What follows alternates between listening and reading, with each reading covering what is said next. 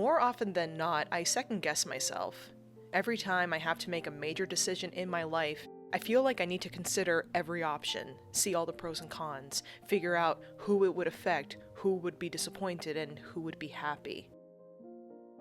I would see every scenario play out in my head, oftentimes waking up in the middle of the night and not going back to sleep because my brain is playing my decisions all on auto loop.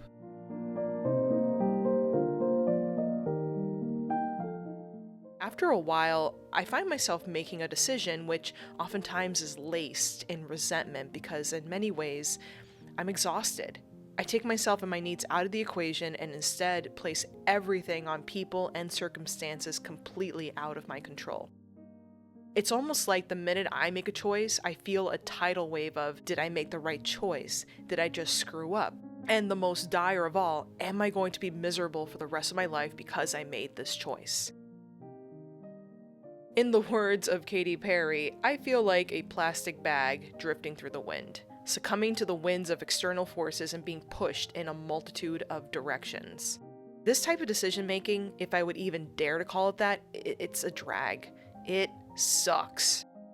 My literal life force is completely zapped out of me because I feel like what I choose and the happiness of people around me all hangs in the balance. Of course, I see this as a self-constructed high drama situation. I know it for what it is. It's people-pleasing. I put myself last and plan my life around others to the point where I no longer know what I want. I just want to keep the peace. I just want people to be happy and to leave me alone. Quite frankly, it's absolutely unhealthy, and I'm actively working towards coming back to myself and considering my needs first. Undoing years of programming has brought up lots of feelings like guilt, sadness, and anger. Guilt that I am choosing what I want to do, sadness that I had to live like this for such a long time, and anger that I have had to live with all this internal suffering for decades. But here's the thing. Throughout my entire existence here on this planet, I did have a life raft that kept me from completely drowning. This one area of my life where I could intuitively trust my gut, go where the impulses will take me, and no matter what I do, I know I will be okay. Can you guess what it is? If you said painting, you're absolutely right. The act of painting for me is a quiet act of rebellion, bucking expectation, pushing boundaries, and asking what if, not out of anxiety, but out of curiosity. It's here in the paint that I practice what it feels like to live authentically. It's while I paint that suddenly I know my wants, my opinions, my intuition are absolutely right. I don't question things or overanalyze. My mind will zing and my brush zags.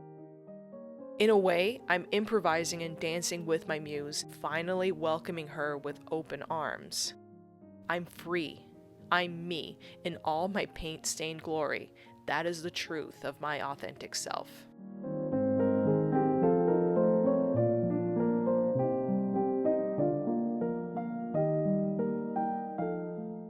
In the studio, I'm working on painting on the back of prayer cards using my mixed media materials like book pages, markers, and acrylic paint. I actually got these prayer cards as a baptism party favor years ago, and I had them tucked inside my studio drawer before I finally had this idea to breathe new life into them.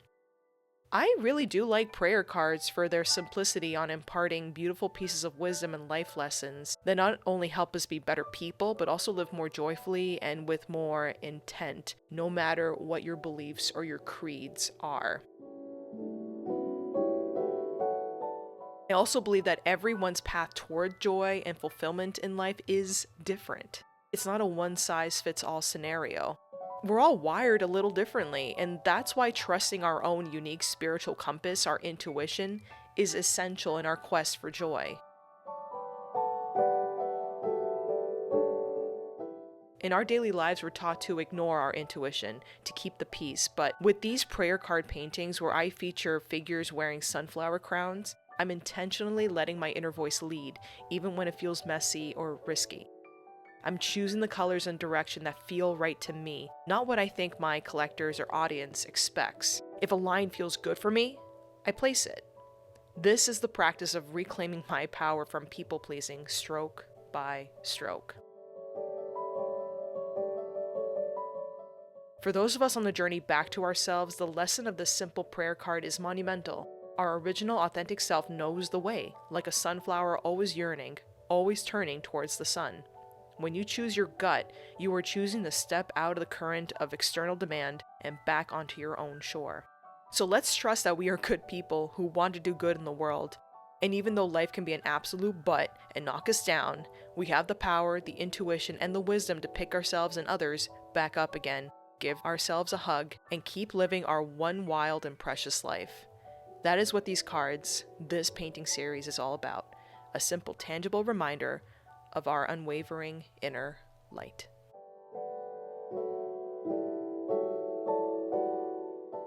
I have loved making this series so very much, and I'm happy to share that these paintings are now available for purchase on my website under the Floral Crowns collection.